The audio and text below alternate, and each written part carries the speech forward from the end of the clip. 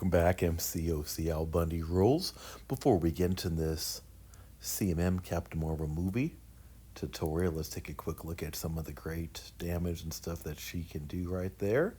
Just a quick little sneak peek, and now, since we started a tutorial now, let's figure out how to do some of this and how to really use her. The big thing with her is that binary ignition activation is really key to using her. So how do we get that?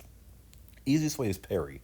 As we see, each time we parry, we get 2 of those charges right there. If you block an attack instead of a parry, you will get the 1. So either way, by either blocking or parrying, you're going to get some, but based on the total amount of damage done and double the amount of parries, obviously recommend parry instead of taking blocks as much as possible. And I'll get more into this towards the end on the tips, recommend really trying to get up to 25, the sooner the better. I am going to show a couple ways to activate this.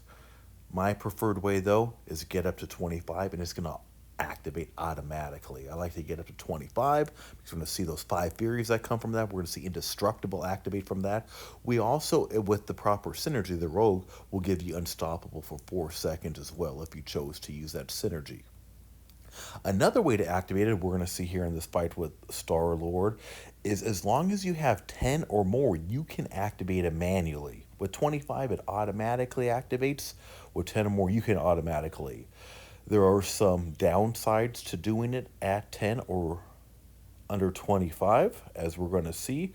However, as soon as we get this 10 right here and we activate that, we're going to see we're going to we're going to dash back, and they're going to hold block for 1.2 seconds. You see the timer, and boom, we got binary ignition, and we got only 2 furies there. We also did not get indestructible. Each charge, now keeping them up, they last for 1.2 seconds. If you have the Fury Synergy, which I recommend, it gives you an extra second, makes it way easier to keep it. Parry block no longer gives you charges here. The only way to keep them up now is to, right here, we're going to see that heavy. So every time we heavy, they go up by 3. And we saw, so that's why you keep them up. As they go down, bring them back up.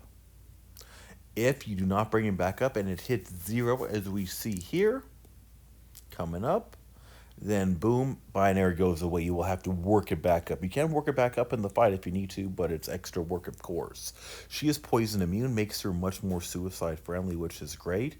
Light medium attacks to include hidden to block has a 15% for armor break, so she's very easy to armor break people. We see I just got 5 like nothing right there. Nice and easy. And we're going to see some more armor break right there. Here, intercepting dash attack, 100% chance for 7-second armor break. We see right there. So intercepting can be very helpful with her as well. Again, we see those. Now the heavy counter, a heavy attack for 2.5 second stun. So heavy counter the heavy. And you see that stun come up, could do some damage. Special attacks. If you're in binary, the beams are going to be unblockable. So here the beam's going to do the true damage. If you're not in binary, you're going to get 3 charges. If you are in binary, you're going to actually consume 2 charges instead. Special 2, stuns for 2 seconds. Unless in binary, you get an extra 1.5 seconds or 3.5 seconds total. And we see some nice damage and the stun going on there. Special 3, power gain buff generates 40% of max power over 10 seconds and generates 10 charges. So we're going to see this S3 going on there, and then we're going to see that power gain buff coming up right about there. So let's talk about some 3 tips for using her. Get to 25 charges right at the beginning of the fight. Just do a bunch of parries at the beginning. Get on up there, and then really the rest of your quest, as long as you keep it up, is super easy. Use the Fury Synergy if you got them, and rank them up, keep them. It pretty much doubles the amount of time you got in binary without even doing the heavy, so it makes it way easier to keep that number up. You also Want to keep the numbers up as high as possible because tip 3 is end fights with as many as you can because those carry over to the next fight, which is one of the great things about her. We saw it ended with 16 there, and boom, I start with 16, which gives 2% max power. Hope you enjoyed the vid. Be sure to click on the left in order to subscribe. MCOC, Al Bundy Rules. Thanks again.